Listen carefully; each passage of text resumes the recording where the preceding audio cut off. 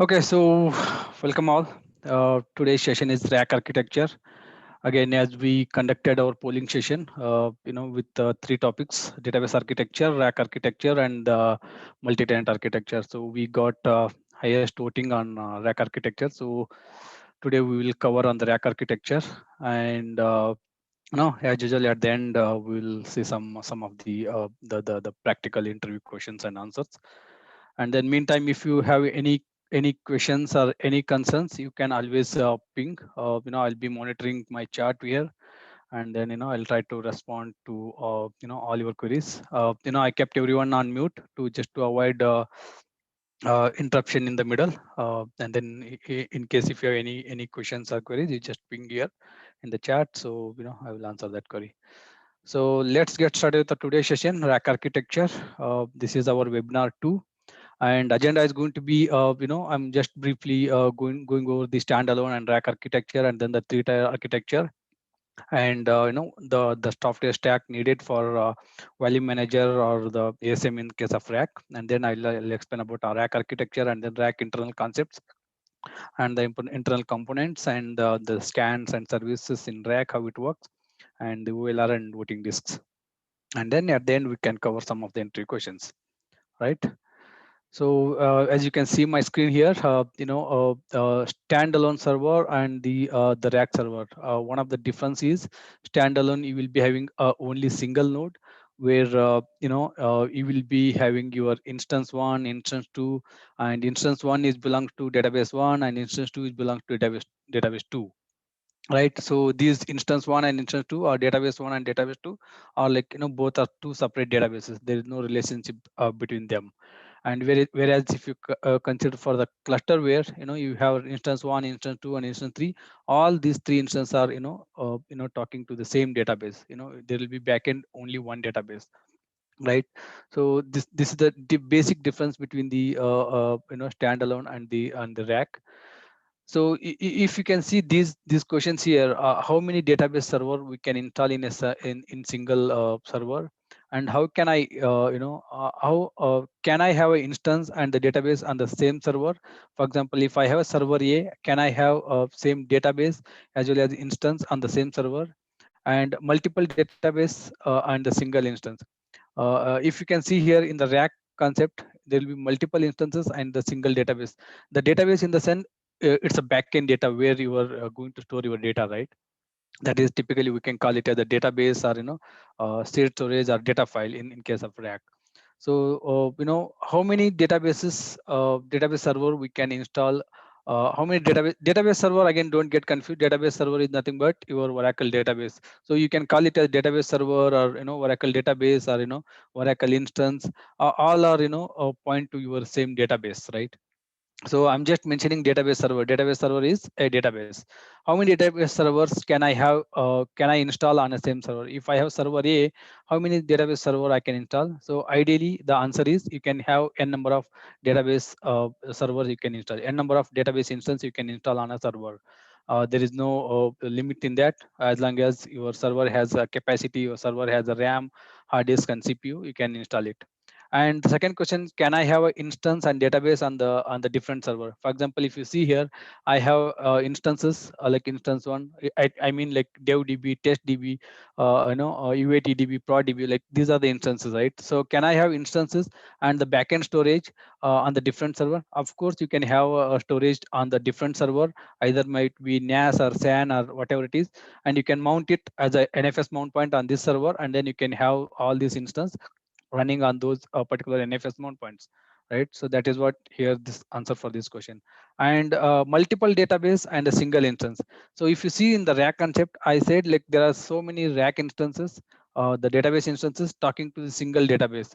So it is like many to one mapping, like many instances mapping to one database. So the question number third is multiple databases. Like I have database one, database two, database three, database for like multiple databases like DevDB, TestDB, UATDB, and ProdDB. Multiple databases can point to single instance. That is not possible in case of Oracle. Whereas if you compare with Microsoft SQL Server, it is possible. They will go with the single database multiple database point to single instance. So they will start with a single instance, and then from that single instance they will span n number of databases. So in Microsoft SQL Server, with a single instance they will span n number of databases, whereas in Oracle, single database they can span n number of instances. Both are different concept here, right? So it's just a differentiate between the standalone and RAC. I'll not cover this because I already explained in my YouTube channel like detail about three-tier architecture. So three-tier architecture is one of the standard, like in industry standard enterprise architecture. Always go with a three-tier, like the end layer, the presentation layer. Either it might be your web, or the you can use cell phone, or whatever the end application. It has to go with your web server or the middle tier, and then the backend is going to be any of your database, either MySQL or database server or Oracle, whatever it is. That is going to be three-tier architecture. So there are two-tier architecture, or the only backend database access single-tier architecture also is available. But as the industry standard best practice, whatever application you are going to design, it should be a three-tier architecture. And then just to extend a differentiation between the standalone three-tier architecture and the RAC three-tier architecture. If you see here, the front end, or the web, or the mobile, or the client, or the presentation layer, this top one with the black color, you can see URL, mobile, or desktop, whatever you can access your application, it has to go through middle tier, that is your middleware or Apache server or web server. You can install the application high availability, or single node application, whatever application you can install here. All your API calls, or all your the front end calls made through URL or mobile or desktop or API calls has to go through your application server, and then backend it has to reach your database. If you see, this is your Oracle database, and all your API calls, all your front end calls should go to a particular instance, and then it will reach out to your backend database, that is Oracle or SQL Server, whatever it is. In case of standalone, what happens? There will be only one instance, and then that will be talking to your database. All these calls, like application one, two, three, all these calls has to go to single instance. In case of this instance fails, you have to lose a connection for all the application servers. Say, whereas in case of RAC, all these front end calls has to go through your application server, and then from that it has to go to any one of the instances, because as I said, RAC is multiple instances and talking to one single database. And then this API call will go to instance one, and then it will execute and will fetch the result. And this particular application call will go to instance two. Not necessarily this application call go to instance two, because if the connection is established to instance one or instance two, whatever instance the connection established, your connection will talk via that particular instance. So in case of this particular instance goes down, and your connection will automatically shift to available instance in the RAC. So that is the beauty of RAC, scalability or high availability, you can say, right? If this particular instance, this URL I connected through this application server one, and then connected to instance one, and then my database connection is established. So in case of this instance goes down, and then my connection automatically shift to instance two or instance three, right? So that is the differentiation between the standalone and the RAC in case of three-tier architecture. So let's go to the next. So for you to install RAC, the ASM is must. And I just given the differentiation between the software stack, which will help to make a RAC database, right? Uh, that is only ASM. If you see this ASM equivalent here in the left hand side, there's a file system and the logical value manager. The file system and logical value manager, the combination of these together, we can call it as a ASM. So if you can ask the question, without ASM, can I build my RAC database? The answer is, of course, you can build. Without ASM, you can build your RAC database, but you have to purchase third-party software licensing, like logical value manager or the file system. You have to get the third-party license, and you can build your RAC database. But going with the third party licensing, it is not always recommended for Oracle. So because Oracle has lot many this Oracle ASM has lot many feature than the third party vendors, so it has so many advantages. So always better to go with ASM when you are planning for RAC database in Oracle, right? The operating system is same. The baseline operating system is same, and the only ASM is a replacement for my file system and the logical value manager. These two, the whatever the task, it has to be done by my ASM. And and on top of ASM, I'll be having my database instances, and the application server will connect to my database instances. These database instances gonna be RAC database or the standalone database, right? So yeah, that's what I wanted to make it here clear. ASM is not necessarily must when you go with the RAC database. You can go with the RAC database without ASM, but you have to purchase some third-party licensing for logical value managers and the file systems, right? So, and the backend, it's going to be your shared storage. Okay, let's. Any questions so far? No, then I'll continue with the RAC architecture. This particular slide talks about the typical, like at the high end, how the rack configuration looks in case of Oracle.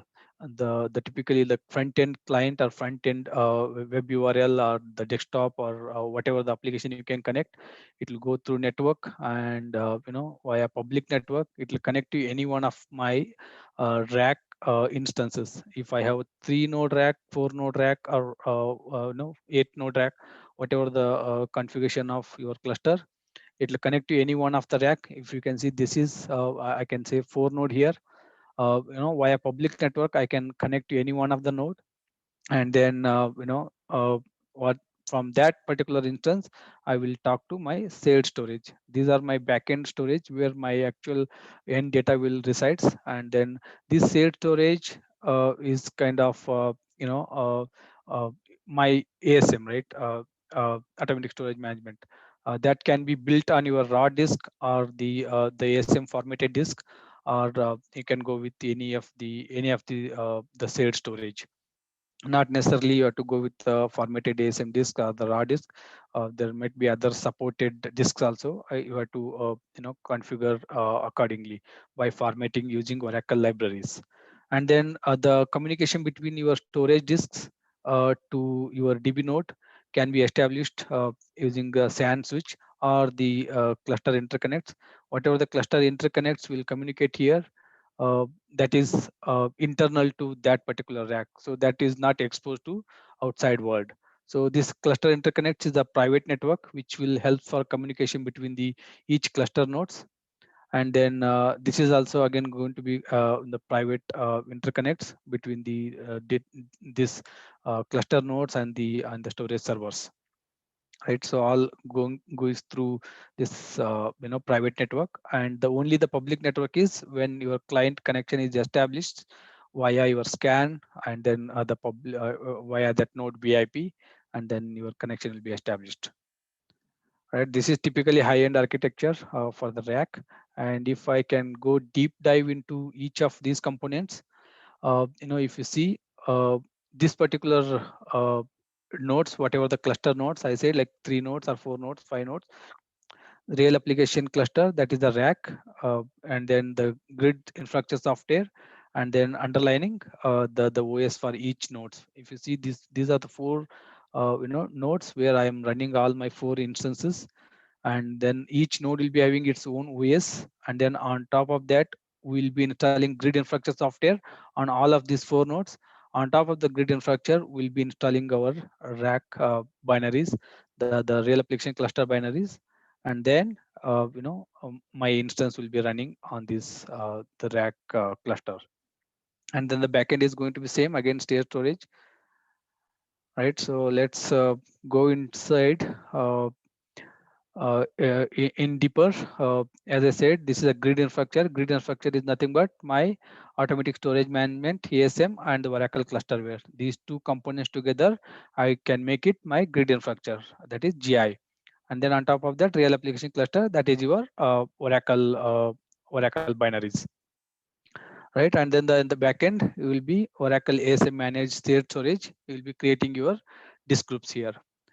And then if this is clear, these are the few terminologies we frequently use, but don't get confused with that, because I just given the explanation for each of these. Clusterware is nothing but it's a clusterware software. Clusterware software in the sense, the software which is responsible for managing all your cluster nodes and forming a cluster out of all your nodes, whatever the provided nodes. For example, these are the four nodes. Out of combining all these four nodes, I'll be managing all these four nodes as a single cluster. For that, there will be a certain software, and that we can call it as a clusterware, right? And then ASM is automatic storage management or the volume manager. And then ASM instance, everyone knows, like ASM instance is again the lightweight, the instance what we install on each of the nodes. And this ASM instance is responsible for managing your the communication between your ASM, that is automatic storage management, plus your the database, whatever database you have it on the grid infrastructure, and the communication between your database to the your backend storage all has to be managed via ASM instance. All the connection has to be established through this ASM instance. And the grid infrastructure is nothing but my clusterware software plus ASM instance. Uh, you don't get confused with ASM instance and ASM. I can say both are one and same. ASM is a backend automatic storage management, and ASM instance is a one which is managing my ASM and then the database connection between this ASM and databases, right? So grid infrastructure is nothing but combination of this clusterware and the ASM. Combining these two together, grid infrastructure. You can see clusterware plus my ASM, automatic storage management. These two together, I can form grid infrastructure. Grid infrastructure is nothing but it is kind of Oracle home. You are going to install on each of these cluster nodes. And real application cluster is that is RAC, right? So where you are installing your Oracle binaries and you are spinning your instances. If you are going to install dev database, you have to install your Oracle home on node 1, node 2, node 3, node 4, and you have to start your instance, database instance, dev 1, dev 2, dev 3, dev 4. All these four instances you have to spin up on top of that your real application cluster Oracle home, right? These are the terminologies, and these are the internal component. If you deep down and then go further down of each of the component, Oracle grid infrastructure, and then that has so many component inside that, like ASM instance, HA framework, node membership, and so many other services. I will just cover that. And then Oracle rack again, as I said, DB instances and Oracle home, and then again it has so many component inside that. And the baseline is OS, because each of your cluster nodes should have its own OS and responsible for managing that operating system, right? And then backend your ASM shared storage. If you see here, this ASM instance is responsible for managing your ASM shared storage, and along with the SFS file system and the other backup files. Backup files in the sense you can have your backups into your ASM. So many things, like this ASM instance is responsible for these for the file system, and also this ASM instance is responsible for managing or establishing the connection from your DB instance to the backend storages. And then HA framework, there are so many components, I can cover it. And node membership, again, there's the voting disk and other concepts. I'll explain in a while. And then in the back end, if you see this ASM shared storage, we'll be having your OCR registry and voting files and database files, redo logs, archive logs, and your control files and many more, right? This is the back end. It's a storage for all your cluster instances or cluster databases.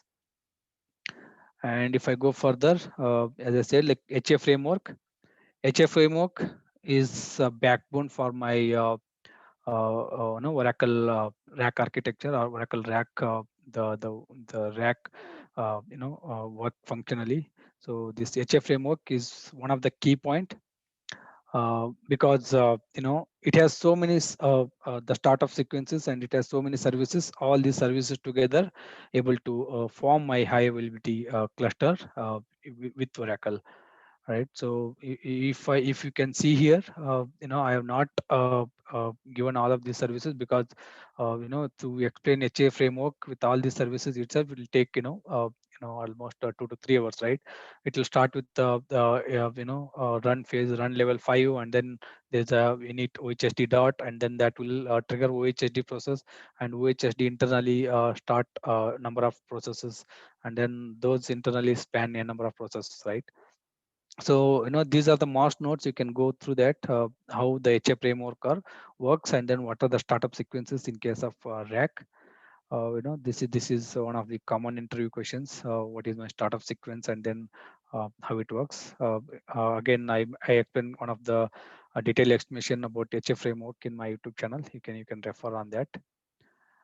Right. So that is about the HA framework. And if I can deep dive into a few of the cluster resource or cluster services, if you can see here, right? uh, I made two different color here, this green and this one. uh, the listener underscore scan 1, listener underscore scan 2, scan 3, and the scan 1 VIP, scan 2 VIP, and scan 3 VIP, and node 1 VIP, node 2 VIP, and node 3 VIP. And then I'll tell you why this color difference here. And then coming to the other this blue color here, Oracle Vara.asm, DG name, and then the listener, ONS, GST, and there's so many other uh, services when you talk about your clusterware. So these are common, like ASM or ISM or ISM, and disk group and ONS, GST. These are common across my cluster. So these are like my cluster resource. Sorry, these are like particular to that particular node. So this is local for the each node. Like if you see Vora ASM, so there will be ASM 1 for this node, and Vora ASM there will be ASM 2 for this node, and Vora ASM there will be Vora ASM 3 for this node. These are like common to that particular node that cannot be failed over to other node. For example, this node goes down, my ASM1 will not fail over to node 2. And if this node goes down, my ASM2 will not fail over to any of the other cluster nodes. So these are local to that particular node and managed by my local registry. And local registry in the sense, my local registry OLR will be having all of these local registry information. And then these cannot be failed over to the any of the cluster surviving node in case of this node failures. And then coming to the cluster resource, this scan listener, scan VIP, and node VIP, in case of this node goes down, this can be failed over to any one of the cluster node. For example, this node 1 goes down, my scan 1 will fail over to node 2, node 3, and node 4, and node 1 VIP will fail over to node 2, node 3, node 4. Like that, that is a floating across all my cluster nodes. That is why these are like cluster resources, I can say.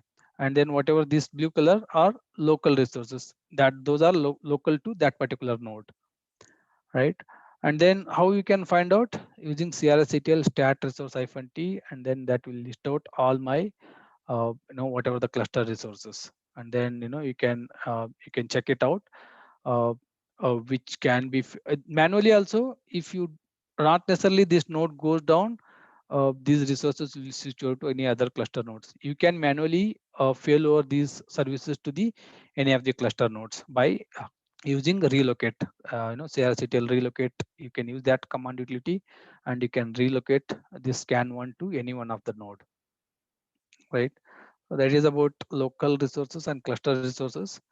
And if I go further, local OLR and OCR. OLR is responsible for managing my local registry, and OCR is responsible for managing my cluster registry, cluster resources. And as I said, these are like cluster resources, and these are like my local resources.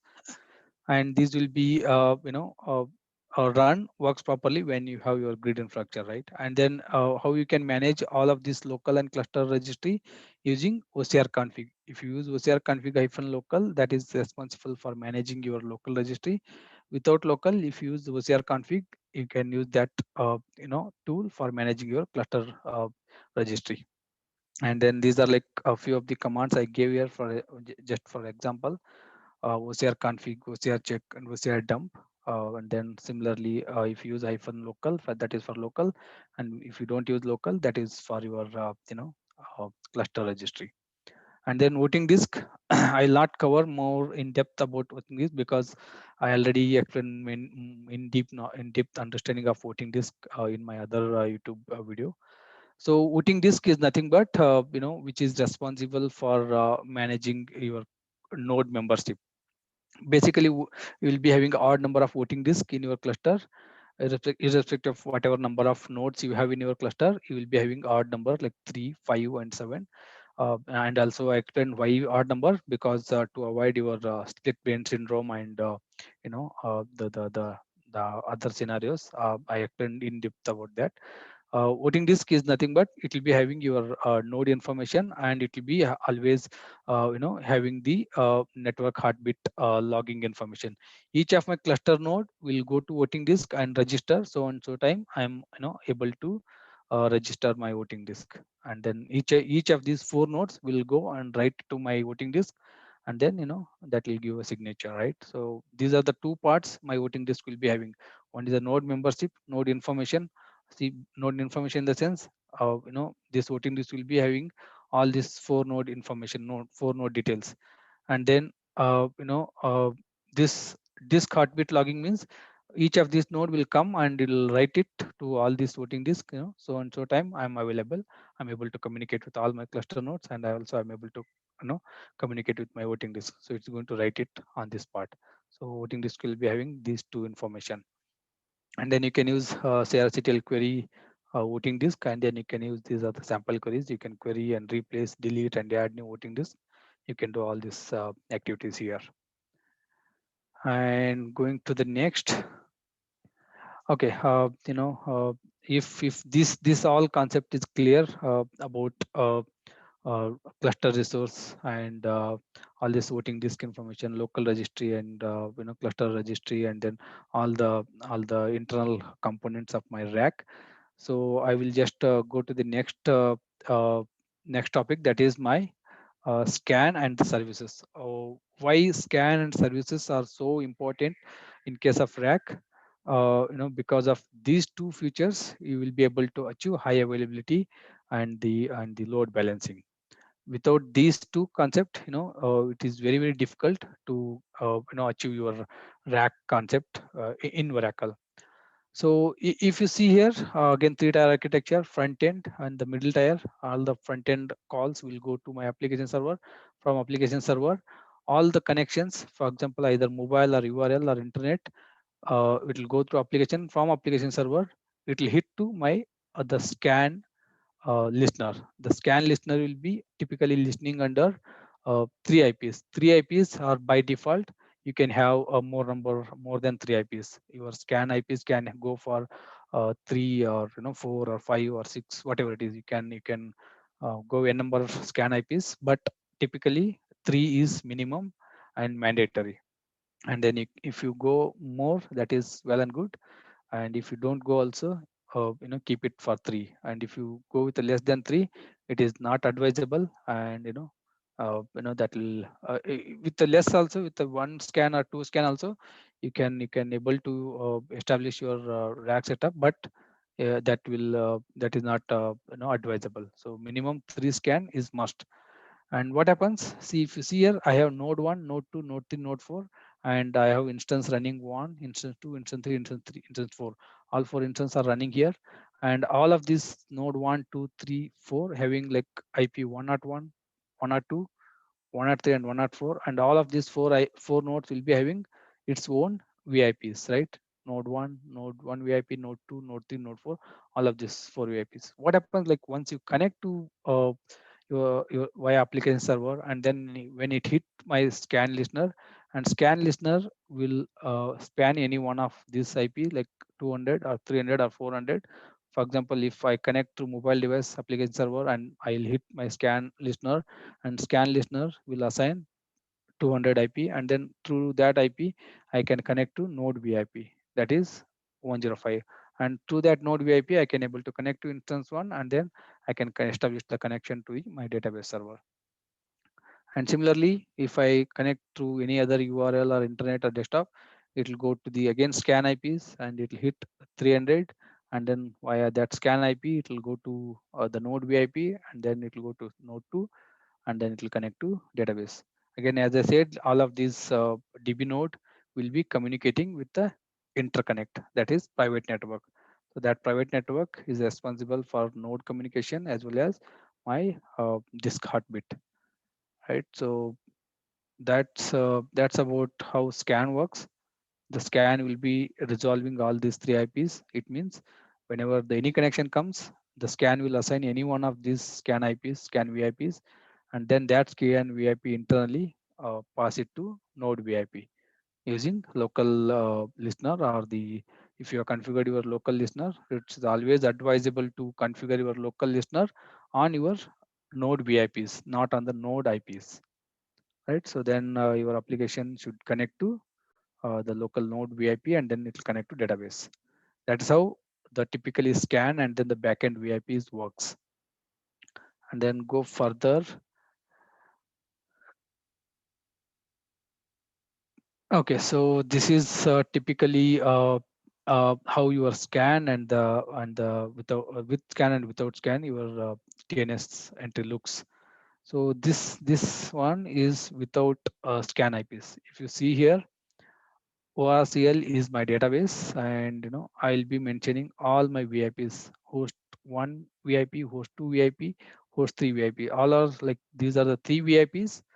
And if you connect like SQL plus HR/HR ORCL, and typically it will hit any one of these VIPs and it will connect to your database.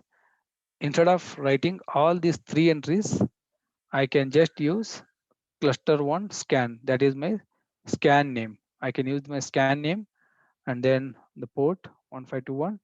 And then similarly, if you do SQL plus HR and ORCL, and this scan IP is responsible to resolve internally, and it will connect to any one of the VIPs.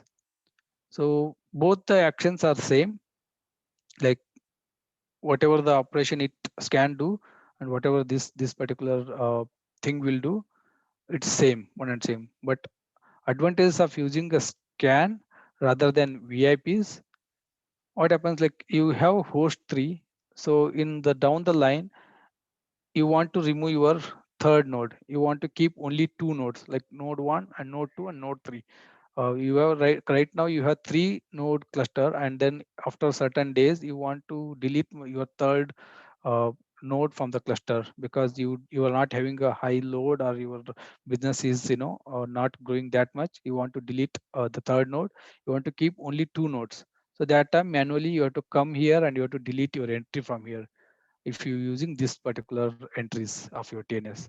Rather than if you use cluster, you no need to do anything manually entries, manually addition or deletion, because if you delete the third host from your clusterware, automatically scan will resolve only these two hosts.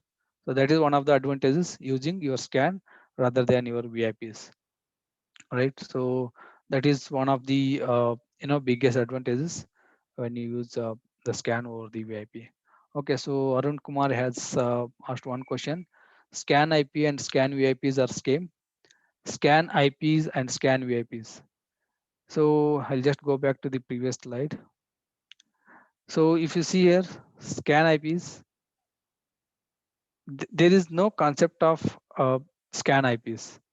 It is a scan VIPs. So people used to call it as a scan IP, but we will not assign any scan IPs. We will assign scan VIPs. When you build your grid infrastructure, you are assigning your scan VIPs. You are not assigning scan IPs. Only with the node you will be assigning a node IP and the node VIP. Node IP is a physical IP. When this node goes down, this IP will not be reachable, and your node VIP is a virtual IP. When this node goes down, this VIP will be floating in your cluster, and that is passed over to any one of these cluster nodes. Similarly, in the scan also, we'll be having a scan VIPs. There is no scan IPs because we are not assigning any physical IPs for my scan. For whatever the IPs I will assign, all are like scan VIPs. Okay, there's a one more question from Vikas. How many IPs required to set up two node rack? Okay, two node rack. If you see here, like if you can just consider node one, like instance one and instance two, you definitely need two node IPs, and you definitely need two node VIPs, and you definitely need two node, this private interconnect. So this itself it become three IPs, like this three for this node and three for this node. Six IPs are mandatory, must and should, and ideally you will have bunch of other IPs like management IPs. If you have like management IP for this particular node, you will have management IPs, and if you have certain like six are minimum must needed for rack two node rack setup. Along with that, there are so many other IPs like management IPs, and I'm not getting that the word. You can assign bunch more IPs for each node for the other purposes, but six are minimum for two node rack. Okay, let's go to the next.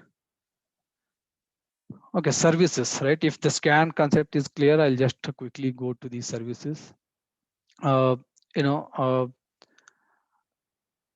for example, if I go back here, whenever you connect any of your application, this application will you will be having your scan details. When you build your application, you will give you this particular TNS string to your application team, and then they will build your application using this particular TNS string. And then whatever the connection from the front end, it will go to the application, and inside application you will be having that particular TNS scan TNS, and then the scan will connect to any one of this node, right? That is a typically it works. Instead of scan, you can define your services, right? So what that mean, you can add a service detail, add services. This is my database devdb, and hyphen s, this is my services, and hyphen r devdb instance 1 hyphen a devdb instance 2. So there are so many other parameter hyphen r hyphen a and other dependency you can define while creating the services. That means you are assigning the primary services to run on devdb1, and then if that goes down automatically, the dependency for other instances, like so many parameter. If you do a servicetl add service hyphen l, it will list out like hyphen h, it will list out what are dependencies, what are network you can define. You can define this service on particular the subnet, on particular IP range, on particular net mask. You can define so many characteristics for this service. What happens, instead of TNS details, when you are building your application here, and you will be giving this particular TNS entry details to your application team. So those application team guys, what they will do, they will build their application using that scan. So instead of that scan TNS, you can define your services, and you can give that service name to your application team. And then what they will do, they will use that application connection name in their application build. And the moment you connect using any of these channel to your application will directly connect to my service, and it will connect to my database. It will not go through my scan, and it will not go through my local listener. So again, while building your service, you can define your listener also. You have to directly point to your local listener, or you want to point it to the scan listener. You can define all those. What happens if you give directly services, and from the application or from the front end, your application will directly connect to my service name. So what happens, the use of services. So in case of this node, like I have connected to service, I have defined it service 1 here, service 2 here, service 3 here, service 4 here. All four services will be running on all of these four nodes. The moment node 1 goes down, my service will fail over to node 2. uh, and this node goes down, and services whatever running on this node will fail over to that service, will switch to node 3. Similarly, like making use of this service, whenever your node goes down, your service will automatically switch to all of these four nodes, right? Any of the surviving node. That's one of the major advantages of using these services. So it widely, like I have seen, like so many customers are making use of these services. For example, I have a database, only one database, and I have like three application. I have HR application, I have finance application, I have my material application, right? If you consider EBS, like you have three applications here, but at the back end you have only one database. So if you don't define the services, what happens? All these three of application will try to connect via scan, and then it will try to connect to my database. So you are putting a lot of burden, lot of load on your scan. And then sometimes scan will be so busy that it will take little amount of time to serve the particular incoming connection. So to avoid that, you have to define like HR service and finance service or material service or whatever the application you are having. Service, define each of services for each of the stream, each of your business line. And whenever the application try to connect, your HR application want to connect, it will directly use my HR service and directly connect to my database. And finance team want to connect via finance application, I will make use of my finance service and it will connect to my finance via finance service, right? So that is one of the smartest way you can define services and make use of that. uh, because I have seen so many customers using this one, because you will be having one production database, and each enterprise, each company will be having a number of businesses, right? As I said, like finance and HRMS are two mandatory for each of the organization, and at the back end there will be end data is only one database, right? So they will be, for sure they will be having their own services to connect to database, right? So you can have this administration command like status, start, status, and configure and modify and remove. And then for example, what happens, like if you are doing so, if you have some maintenance on node 1, you can manually move that services from node 1 to node 2, and then still your connection will be established, and you will be serving the incoming connections, right? So you can manually move your services from node 1 to node 2. And then if you, best example is, you can create your backup services on node 1, node 2, node 3, node 4, and then you can take your rman backup on those services. And then the moment you start rman backup, and then you have to define those services in your rman backup script, and then automatically all your backup will be spread across all of these four nodes. For example, if you connect to instance one and take rman backup, all backup will only spread from node one, and it will be a burden on that node, right? Other three nodes will be idle. To avoid that, you can create rman backup services on node 1, node 2, node 3, node 4, and then connect to node 1 or any node and begin your rman backup, and automatically the channel will be spread across all of my cluster nodes, right? So your rman throughput will be very high, and then you will be able to much lower time for your rman backup. So there are so many use cases for services. Make use of that, and that's one of the best practice.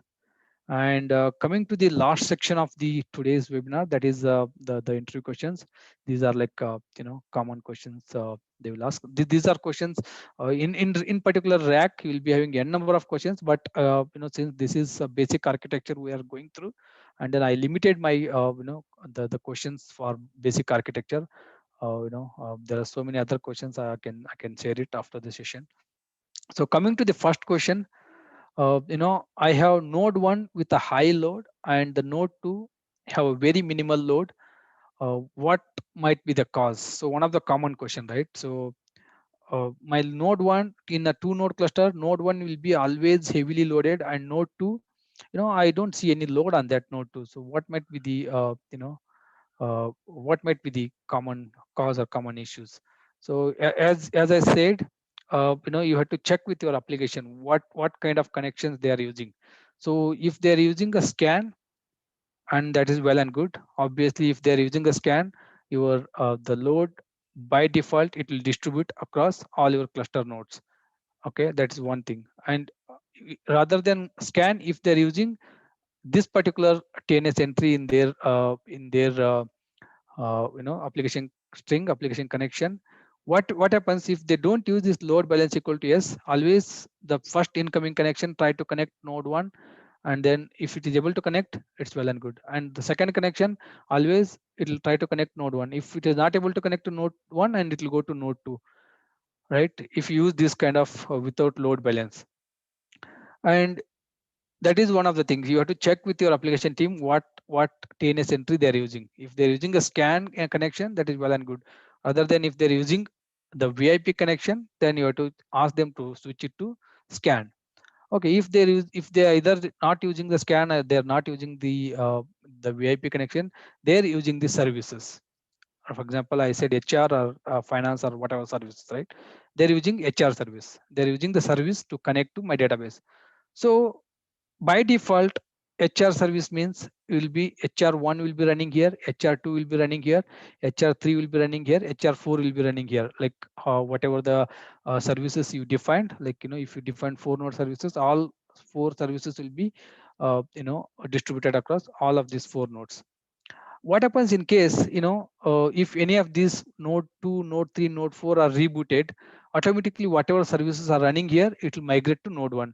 And if node 3 is rebooted, whatever the HR services running, it will be migrated to node 1.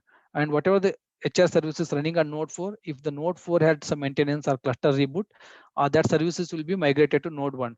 So in that case, all your HR services, all 4 HR services are migrated to node 1. Whatever the HR services, whatever the incoming connection to the HR via HR service, all will be point to node 1. So that is the reason you will be having a high load on the node 1. Other 3 nodes are like idle. So in that case, manually you have to move all your services to the other cluster nodes. That is one of the common scenario. So there might be any other scenario because your node VIP is not responsive on the node 2, like some other scenarios. But these are the typically answer you have to mention, right? So okay, there is some other question from Pawan. While starting the cluster OHSD, read OLR files to start the resources. If possible, OLR file is missing, what will happen? So yeah, that's true. Like if the OLR is missing, there is no way you can start your cluster. You have to first restore, rebuild your local OLR, and then from there it will start your cluster startup sequence. Without OLR, you will not be able to start your cluster services on that node. You have to rebuild. There are so many scenarios. You have to rebuild your OLR, you have to restore your OCR, you have to you have to create your voting disk. There are so many scenarios. You have to look at those. Like you have to figure out why your OLR is missing. Might be somebody has deleted or it is corrupted. What was the cause? You have to figure it out, and then you have to rebuild your restore your OLR. Okay, there is a one more question from Abhishek. Which process are responsible to switch over the services of a failed node to other nodes? The which process are responsible to fail over the services? Like, let's go back to the other screen. See here also, uh, in this particular scan VIPs are the node VIPs. Whenever this particular node goes down, what happens? These services will automatically switch over to the any of these cluster nodes. Why these particular services will switch over to the other cluster nodes? These are not the physical IPs. This will automatically taken over by these particular cluster nodes, because those IPs will be floating in your cluster. And there are certain there are two services you have to understand, like CRSD and CSSD. CSSD is cluster synchronized service daemon, and CRSD is the one which is responsible for your managing all your cluster resources, right? So when this particular node VIPs and coming to this services, whatever services you defined, these services you have to always define on your VIPs, because if you define it on your physical IPs, there is no way you can switch over your services to the existing cluster node, because this node goes down, it will not switch over to the any of this physical node, because that is physically you will not be able to reach that particular IP. All your services by default, whatever you create, it should be on your VIPs. And if you do this -h, there will be a network range also you can define while creating your service. And if you don't give any network information, by default these services will run on your VIPs. As I said, like run on these VIPs. The moment this node goes down, your VIP will be floating across your cluster nodes. And then any one of this existing cluster node will take over that particular connection, and then your service will start on that particular node. And which background service is responsible for that? Your cluster, CRSD is the one which is monitoring all these activities and switching over. Again, that depends. If you define your TFA, transparent application failover, and then TFA comes into picture. If you don't define the TFA, again there will be other story. If you define the TFA, TFA is responsible for failing over your application connection. If you don't define TFA, and your CRSD is responsible for managing all these services and switching over the your connection to the any one of this particular surviving node. Right. So let's go to the next question. What is scan? Again, I already explained. Scan is pretty straightforward. Load balancing and the high availability. So I explained in scan the concept in details in my YouTube channel. You can refer that. And again, I explained just now the same concept. And then scan is not connecting to database. What you will do as a immediate action. See, customers are complaining, my scan is not reachable and I'm not able to connect to my database. So what is your immediate action? Why my scan is connecting? So business is started, and my scan is the application is not connecting via scan. Then what you can do it as an immediate action, right? So the best approach is either you can define your services, and then you can create a service, and you can give that service name to the application team, and then they will replace the scan with the service name, and then they will be able to connect to my database. And then if you're not able to create service, and just give this particular entry, and they will replace with scan using this VIP, and then you can start your application as an immediate action. And then later you can troubleshoot why scan is not connecting, what is the issue, why scan is able to spin my three IPs or not. Start troubleshooting that. But as an immediate action, you can give your VIPs, or you can give your the you can create your service and give it to them. That is the one thing. And what is ASM and grid infrastructure? Again, it's a pretty straightforward, self-explanatory, like ASM and and then grid infrastructure. Grid infrastructure, as I said, it's a combination of my clusterware plus ASM. ASM is a backend storage for my cluster, all the cluster databases, RAC databases. What is the advantage of RAC? Again, scale out, scale in, and then high availability, and uh, again, like so many features, right? RAC performance improvement, and you can scale out, scale in, so many things you can do it. And then can we patch GI? Like I have not covered this patching, but as a self-explanatory, if you see, I said, like the grid infrastructure is nothing but it is kind of the Oracle binaries you are installing, and Oracle RAC is also your Oracle binaries. So grid infrastructure also is your binaries. So in order to make it both work properly and functionally, and then if both has to fix all the latest bugs, you have to patch your grid and Oracle home. That is the answer. Can we patch a GI home and can we patch a RAC home? Yes, you have to patch on regular basis to fix all the latest bugs and bug fixes. And what is rolling and non-rolling patching? Again, the name itself is a self-explanatory. Rolling, you're patching one node at a time. Non-rolling, you're patching all the nodes, at the same time. And then how scan knows which cluster node has the least load? I explained many times how scan nodes, because again, I'll go back and explain about this. This scan listener will be, as I say, like all these four nodes will be having the local listeners. All four local listener will be, getting the information and passing it to my scan. Like node one will get the information what is the load. Like I have 10 connections here, and a lot of heavy transactions is happening here. All 10 connections are doing a lot of transactions, and then that information my local listener will pass it to my scan listener. Again, node 2, it will say I have only less connections, I have only two connections, or both are idle, that information my local listener will pass it to my scan listener. And node 3, node 4, like no connections. If they will say I'm idle, the local listener will pass it to my scan listener. So that is how my scan knows which node has the least load. Then scan will decide, okay, node 3 and node 4 has idle and they will not be doing anything, pass all the connection to node 3 and node 4. Like that is how scan will decide which node has the least connection. And then last question, can I have a GI and RAC database in different version? That's the interesting question, right? So uh, I have my RAC database, I have my grid 12c. Can I run database 12c, 11g or 19c? The answer is always your GI should be higher version, or your GI should be equal to your database version. Other way I can put it, your RAC database should be equal to your GI version or lesser than that. Your RAC database should not be above your GI version. For example, if I have a 19c GI, I can go my database version up to 19c. I cannot go more than 19c. I cannot go with the 20c or 21c.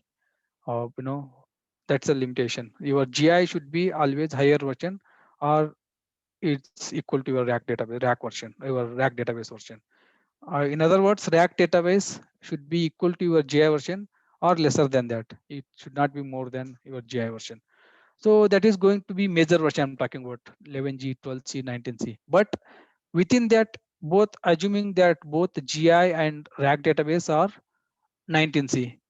So in that, Oracle will release again 4 quarter patches, right? January, April, and July and October. So there is no concern. There's not necessarily both are in the same version. Either of one may have higher version or lower version. Your GI might be lower version, or your RAC database might be higher version. That is possible. 19C GI January version, database 19C October version, right? So that is possible. Okay, so with that, I have some more questions. What will happen if ASM goes down when the database is up and running, and what is the solution? What happens ASM goes down? So the precisely you're talking about one node. If one node ASM goes down, that's fine. Like if you enable your TFA, transparent application failover, your connection, for example, if you connected to connect using connection mobile, you connected to node 1. If ASM goes down, all the instance running on this will go down, and then all the connections whatever established here node 1 will switch to node 2. If you enable your TFA, or if you connected using the services, all the connection will go to node 2. And if your entire ASM goes down on all the nodes, it's a complete outage. So I assume you're talking about only one node ASM. If the ASM goes down on node 1, all the connection will go to node 2, because your VIPs and the scan will go to node 2. And the other question from Sibin, rack log location rack log location and troubleshooting basic. Can you give some details? Rack log location. Okay, that's a interesting question. Like log location. There's a difference in 11G and the 12C. Again, 11G is no more. It is outdated, but still few more customers are using it. I can give one session on the log location, and because in 11G prior 11G and prior version we used to call it as CRSD.log, OCRSD.log, and CSSD.log with the log. And then using this starting with the 12C onwards, it is going to be trace file. All are trace file like CRSD.trc and CSSD.trc, and all are extension ending with the TRC trace file. But each are like log location also got changed from 11G to 12C. So all this I can take one more session. Definitely I can take it. Okay, so Sinu is asking, like entire ASM goes down. Like obviously, like as I said, entire ASM goes down. Your all the database instance will go down, and it's going to be entire outage for your database. Right. So with that, we can conclude for the today's session. If you don't have any questions, we can close the today's webinar. If you have any questions, you can always ping me in our group, and you can always refer in my YouTube channel. This video will be uploaded into my YouTube channel. If anybody has missed or any questions, you can always ping over there. Fine. So if you don't have any questions, if you have questions, I can bear another 5-10 minutes. If not, then we can close the session. Okay, all right. So I'll stop recording.